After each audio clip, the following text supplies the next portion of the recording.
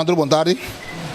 Danke por aceitar nossa invitação na rueda de prensa aqui na Dostor de Licores Maduro.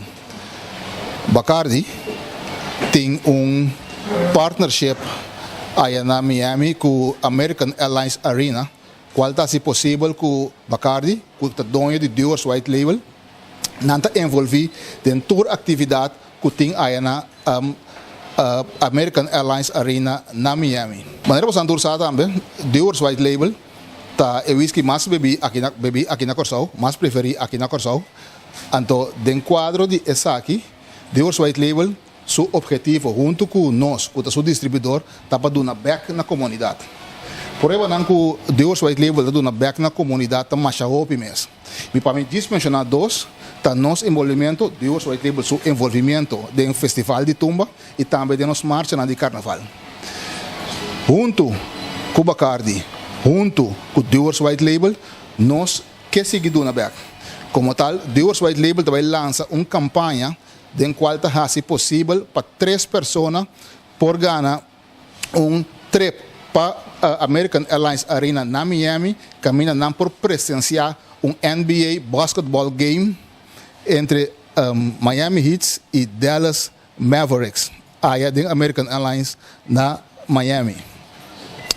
Minha entrevista também, com a campanha, nós envolvemos tanto Dewar's 2 como Dewar's 5, isso aqui simplesmente para que a pessoa ser reconhecida mais com 2 de whisky premium de família de Dewar's White Label. E também não vou participar da campanha, tá Dewar's 1.14, Dewar's 2 aia 0.75 e Dewar's 5 aia 0.75. A campanha está tomando lugar, after começar dia 21 de janeiro, que recentemente ela começou, e lo dura até dia 16 de março de 2019. Dia 18 de março, nós saca 3 ganadores, que lo gana e chance na vida para presenciar riba gasto de Bacardi, NBA basketball game aí em American Airlines Arena na Miami.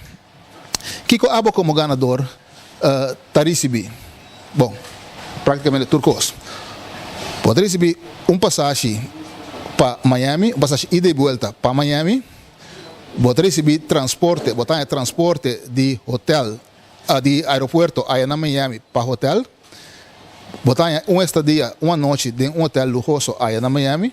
Botar comida para 2 dias, transporte de hotel para American Airlines Arena e também transporte back de hotel para airport. Basicamente, a única coisa que a bom é só rupe. No momento que a bota ganador, tá para chegar ao aeroporto de Corsau, para chegar rato, para cine bobai aí não e Bacardi lo soro para tour sobre a coisa aí não. E algo de Zach help por se acaso porque compra souvenir bini com ele.